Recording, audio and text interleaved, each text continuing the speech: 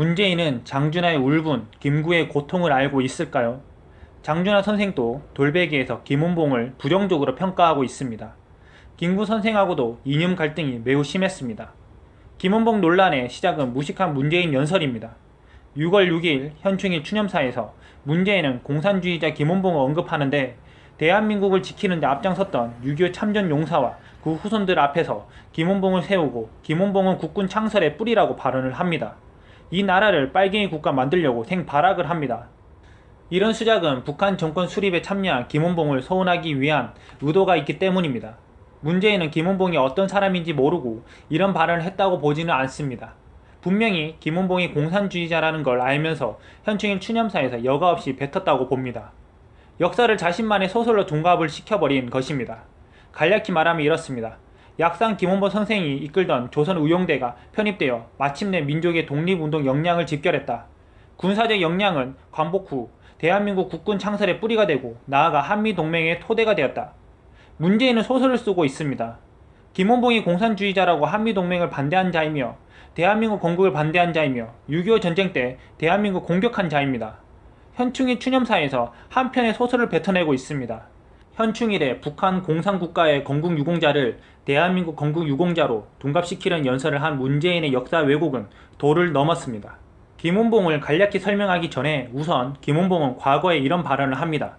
폭력은 우리 혁명의 유일한 무기이다. 이 발언만 봐도 이후 김은봉의 이념이 무엇인지 대충 추측이 가능합니다. 3.1운동 직후인 1919년 11월 의열단을 만들어 활발한 무장 독립투쟁에 나선 것은 탁월한 공적으로 평가받아야 합니다. 그러나 김은봉이 임시정부에 참여한 것은 광복을 4년 앞둔 1941년 5월의 일입니다. 이전까지 그는 임시정부에 반대하는 태도를 취하다가 뒤늦게 임정 참여로 선회했습니다. 그 당시 임정은 김구를 비롯한 우파 중심의 임시정부에서 좌우 합작의 성격이 강했습니다.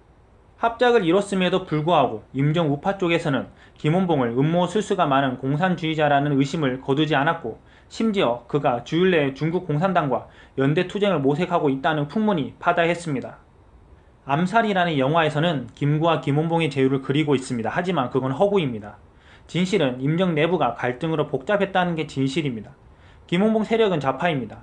장준하는 파쟁에 실망했습니다. 임정 내각 정당에서는 우리에 대한 포석 공작을 했다.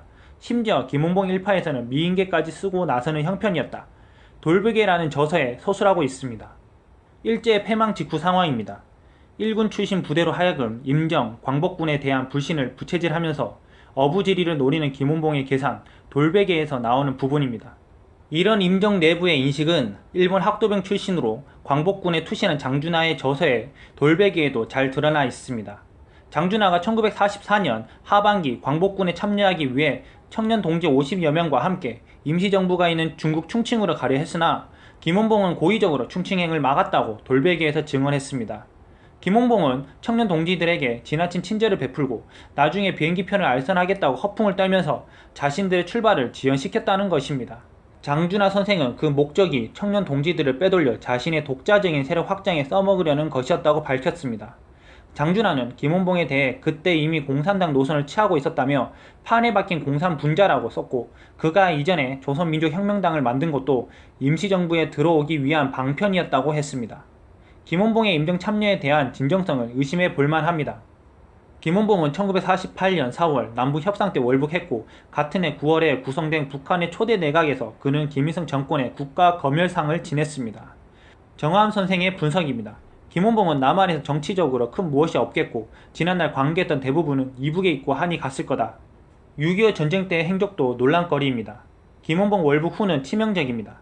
6.25 남침 때 전선 지휘는 아닙니다. 하지만 그 자리는 요직입니다. 군사행정을 관장했습니다. 특히 6.25 때는 김은봉의 직접 지휘로 서울에 침입했다가 9월 28일 서울 수복돼 평양으로 돌아갔다는 것입니다. 1954년 1월 26일자 경향신문은 서울시경이 김춘옥 등 5명의 북한 남파 간첩을 체포했는데 이들은 광복 이후부터 김은봉의 지휘를 받아 활동했다고 보도하고 있습니다. 이런 이력의 인사에게 다른 것은 몰라도 대한민국 정부의 독립유공자 소원을 주는 것은 있을 수 없는 일입니다. 그럼에도 국가보훈처의 보훈혁신위원회 등 김은봉을 독립유공자로 서운해야 한다는 쪽은 맹목적입니다. 이들이 서운 논리로 내세우는 독립운동가로서 평가 대상이 되는 시기는 1945년 8월 15일 이전이 되어야 한다는 주장이며 광복 이후의 밤 대한민국 활동, 6.25 전쟁의 북한의 남침, 6.25 참전 용사와 유가족들을 무시하자는 몰상식한 발언에 불과합니다. 후에 1958년 김원봉은 김일성에 의해 종파 사건으로 대숙청됩니다.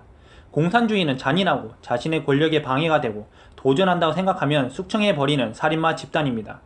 결론으로 김원봉은 공산주의자이며 대한민국 건국을 방해하고 6.25 전쟁을 일으킨 김일성과 동조한 인물입니다. 현 정권이 북한을 좋아하고 빨갱이 짓을 하더라도 역사적 사실은 숨길 수 없습니다. 속히 문재인이 망하는 그날까지 열심히 달려나가겠습니다. 이상입니다.